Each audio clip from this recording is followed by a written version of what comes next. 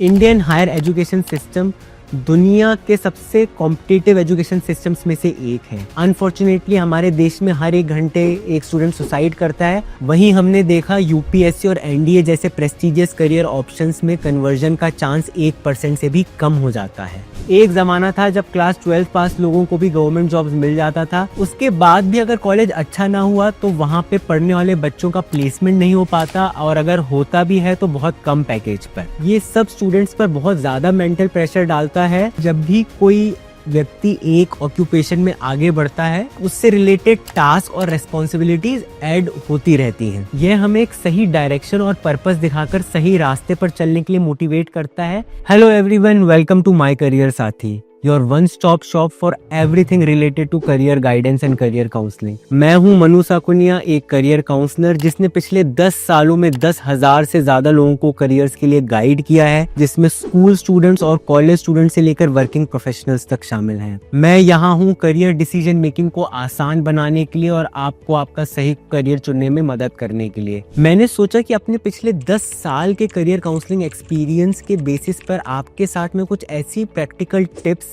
Strategies और insights share करूं, जिससे ना केवल आप एक सक्सेसफुल करियर चूज कर पाएं, बल्कि एक ऐसा करियर चूज कर पाएं जिसमें आपको सेटिस्फेक्शन और फुलफिलमेंट भी मिले। लेकिन इससे पहले कि हम ये सब बातें शुरू करें, हमें कुछ फंडामेंटल चीजों को समझना होगा। सबसे पहले हमारे लिए ये समझना जरूरी है कि करियर होता क्या है। कई बार लोग करियर शब्द को जॉब और ऑक्यूपेशन से कंफ्यूज कर लेते हैं। देखिए, जॉब आपका एक स्पेसिफिक एम्प्लॉयमेंट का रोल होता है, जिसमें कुछ टास्क परफॉर्म करने के बदले आपको एम्प्लॉयर सैलरी देता है। ये जनरली शॉर्ट टर्म और नैरो होती है, और इसमें फोकस कुछ स्पेसिफिक टास्क, ड्यूटीज और रेस्पॉन्सिबिलिटीज पर होता है। फॉर एग्जाम्पल, हॉस्पिटल में नर्स वो पेशेंट केयर से जुड़ी हुई day to day activities perform करती हैं। वहीं ऑक्यूपेशन एक ब्रॉड कैटेगरी ऑफ वर्क को दर्शाता है, जिसमें एक तरह के जॉब्स और वर्क रोल से related task, activities, skill sets and qualifications involve होती हैं। जैसे कि नर्सिंग एक ऑक्यूपेशन है जिसमें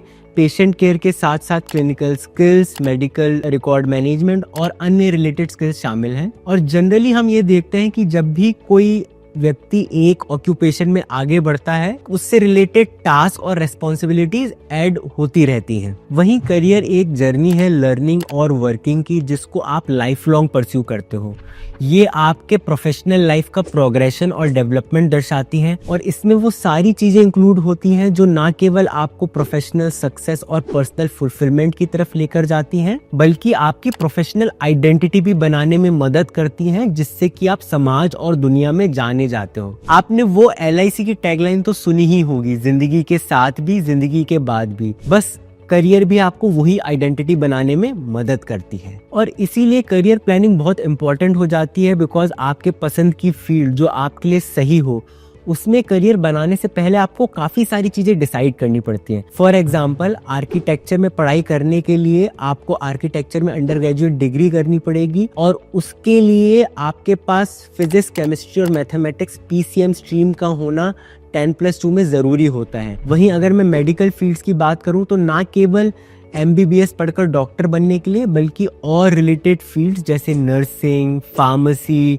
फिजियोथेरेपी, फॉरेंसिक साइंस आदि में करियर बनाने के लिए भी 10+2 में फिजिक्स, केमिस्ट्री और बायोलॉजी PCB स्ट्रीम का होना जरूरी होता है। वहीं अगर हम कुछ और पॉपुलर कोर्सेज और स्ट्रीम्स की बात करें, जैसे economics, computer science, BBA, BCA, MCA, इसको परस्यू करने के लिए भी कई सारे टॉप कॉलेजेस 10+2 में मैथ सब्जेक्ट मांगते हैं। इसलिए जब भी आप करियर की प्लानिंग करें, तो एक बार ये जरूर देख लें कि कौन कौन से सब्जेक्ट्स और कोर्सेज जरूरी हैं उस फील्ड में करियर बनाने के लिए। अब हम ये समझते हैं कि आज के समय में करियर डिसीजन मेकिंग इतना इंपॉर्टेंट और क्रिटिकल क्यों हो गया है। इंडियन हायर एजुकेशन सिस्टम दुनिया के सबसे कॉम्पिटिटिव एजुकेशन सिस्टम्स में से एक है। एक सर्वे के अकॉर्डिंग 93% इंडियन स्टूडेंट्स को केवल 7 करियर ऑप्शंस के बारे में मालूम है, और ये चीज क्लियरली रिफ्लेक्ट होती है इंडिया के कॉलेज एडमिशंस के ट्रेंड में। अगर मैं कुछ कन्वेंशनल फील्ड्स की बात करूं, तो कुछ हजार सीटों के लिए लाखों कैंडिडेट्स compete करते हैं। फॉर एग्जाम्पल, इंजीनियरिंग में देखा गया है कि 15 लाख स्टूडेंट्स लगभग 50,000 सीट्स के लिए compete करते हैं। यहाँ मैं केवल टॉप इंजीनियरिंग कॉलेजेस में अवेलेबल सीट्स की बात कर रहा हूँ। वहीं अगर हम MBBS की बात करें तो लगभग 23 लाख स्टूडेंट्स गवर्नमेंट कॉलेजेस में अवेलेबल 55,000 MBBS सीट्स के लिए compete करते हैं। और यही ट्रेंड लॉ, MBA और अदर पॉपुलर कोर्सेज के एडमिशन्स में देखा गया है। अगर हम 2 और प्रेस्टिजियस करियर ऑप्शंस की बात करें तो वहाँ कंपटीशन और भी स्टिफ हो जाता है। UPSC सिविल सर्विसेज एग्जामिनेशन के लिए हर साल लगभग 12 से 13 लाख बच्चे 1000 या उससे कम सीट्स के लिए compete करते हैं। वहीं NDA में हर साल 6 लाख बच्चे लगभग 800 सीट्स के लिए compete करते हैं। ये नंबर्स क्या दर्शाते हैं? ये नंबर्स बताते हैं कि इंडिया में हायर एजुकेशन बहुत कॉम्पिटिटिव है, खास तौर पर कन्वेंशनल कोर्सेज में, जहां टॉप कॉलेजेस में एडमिशन्स लेने की प्रोबेबिलिटी 5% से भी कम है। वहीं हमने देखा UPSC और NDA जैसे प्रेस्टिजियस करियर ऑप्शंस में कन्वर्जन का चांस 1% से भी कम हो जाता है। वहीं दूसरी तरफ अगर हम प्राइवेट कॉलेज में इन्हीं कोर्सेज की फीस देखें तो आंकड़े चौंकाने वाले हैं। On an average private college में इंजीनियरिंग की पढ़ाई पर लगभग 15 से 25 लाख तक का खर्च आ जाता है। वहीं MBA में 20 से 30 लाख, लॉ की पढ़ाई में 12 से 15 लाख और प्राइवेट कॉलेजेस में मेडिकल की पढ़ाई में 70 लाख से लेकर 1 करोड़ तक का खर्चा भी आ जाता है। उसके बाद भी अगर कॉलेज अच्छा ना हुआ तो वहाँ पे पढ़ने वाले बच्चों का प्लेसमेंट नहीं हो पाता, और अगर होता भी है तो बहुत कम पैकेज पर। आजकल ज़्यादातर फील्ड्स में आपको मास्टर्स करनी ही पड़ती है एक अच्छा करियर बनाने के लिए। एक ज़माना था जब क्लास 12 पास लोगों को भी गवर्नमेंट जॉब्स मिल जाता था, बट आजकल ग्रेजुएशन भी काफ़ी नहीं होती है कई सारी फील्ड्स में। तो कुल मिलाकर हमने देखा कि हमारे यहाँ हायर एजुकेशन में बहुत कंपटीशन है। केवल 5% बच्चे ही कन्वेंशनल फील्ड्स के टॉप कॉलेजेस में एडमिशन्स ले पाते हैं। बाकी 95% बच्चे नेक्स्ट ऑल्टरनेटिव ऑप्शंस की तरफ देखते हैं, जहां पर ज़्यादातर उनके पास प्राइवेट कॉलेजेस ही होते हैं। और कुछ प्राइवेट कॉलेजेस को छोड़ दिया जाए तो बाकी सारे प्राइवेट कॉलेजेस में क्वालिटी एजुकेशन और प्लेसमेंट्स का भी स्ट्रगल रहता है। ये सब स्टूडेंट्स पर बहुत ज़्यादा मेंटल प्रेशर डालता है, खास तौर से जब वो एक ऐसी फील्ड में करियर बनाने की कोशिश करते हैं जो ना कि उनको पसंद है और ना ही उनके लिए सूटेबल है। कई बार इतना स्ट्रेस उनको मेंटल हेल्थ इश्यूज की तरफ धकेल देता है और वो एक्सट्रीम स्टेप्स लेने की तरफ मजबूर हो जाते हैं। अनफॉर्चुनेटली हमारे देश में हर 1 घंटे एक स्टूडेंट सुसाइड करता है, और कहीं ना कहीं ये सारे फैक्टर्स ही उसको ये स्टेप्स लेने पर मजबूर करते हैं। इसीलिए दोस्तों करियर प्लानिंग और करियर डिसीजन मेकिंग बहुत इंपॉर्टेंट हो जाती है। हम सही समय पर सही डिसीजन लेकर एक ऐसी फील्ड में करियर बना सकते हैं जो हमारे इंटरेस्ट,